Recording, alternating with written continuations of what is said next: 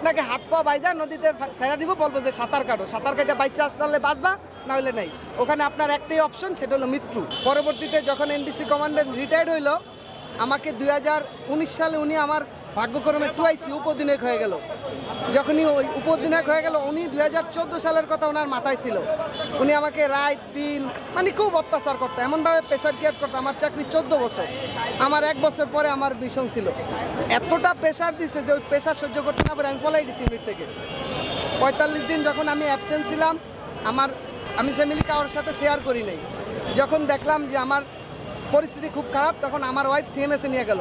সিএমএসে colonel মালেক আমাকে দেখে বললো যে ও তো সাইকো হয়ে গেছে, অসুস্থ।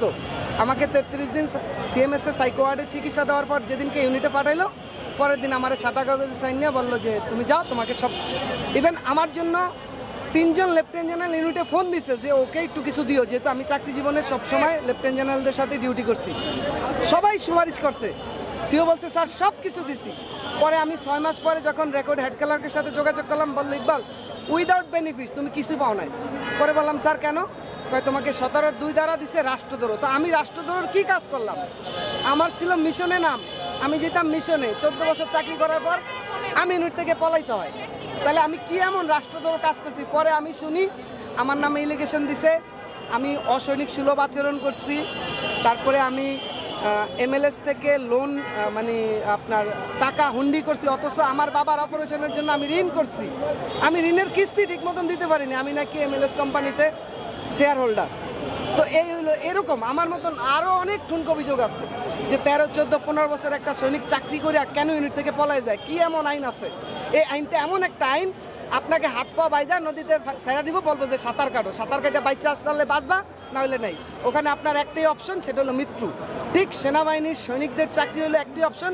যেদিনকে আপনি ট্রেনিং শেষ করে ইউনিটে যাবেন, আপনার একটা অপশন আছে, হয় তুমি মুখ বন্ধ করে রাখবা, চোখ বন্ধ করে রাখবা, আর না হলে তুমি উইদাউট বেনিফিটস বাড়ি চলে যাবা।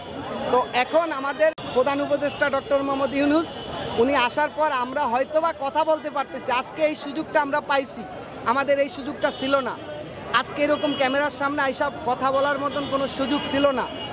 এমন একটা আইন পৃথিবীতে আর কোনো দেশে নাই, যেই দেশে একটা লোকের মানবিক কারণ মানে মানবতা বিরোধী বলেন যে তারে 14-15 বছর চাকরি করার পর আমার জীবন তো শেষ। আমি 16 বছর 17 বছর আর্মিতে ভর্তি হয়েছি, আমি 14-15 বছর আর্মিতে দিলাম, তাহলে আমার 30-32 বছর বয়স। আমি এই বয়সে এসে না পারুম রিক্সা চালাইতে, না পারুম অন্য কোনো কর্ম করতে। কেননা যখনই শুনবে যে আমি সাসপেন্ড, আমার জন্য কোনো জব নেই, কারণ আমার তো কোনো সার্টিফিকেট নাই। আমি যেই সার্টিফিকেট সেনাবাহিনীর কাছে জমা দিই, ওগুলো আমাকে রিটার্ন দেবে না। আমার 2টা অপশন আছে, হয় ছিনতাই করা, সন্ত্রাসী করা, আর না হলে রিক্সা চালানো। কারণ আমার কোনো যোগ্যতা আমাকে দেবে না, আমাকে এমনভাবে তারা মানে বন্দি করে রাখবে। আপনার এত নিকৃষ্ট আইন পৃথিবীতে কোথাও নাই। আপনি যদি খুনও করেন, আপনার জন্য অনেকগুলো অপশন আছে। আপনি থানায় যাবেন, আপনি কোর্টে যাবেন, হাইকোর্টে যাবেন, সুপ্রিম কোর্টে যাবেন, রাষ্ট্রপতি আপিল করবেন, আপনার জন্য অনেক অপশন।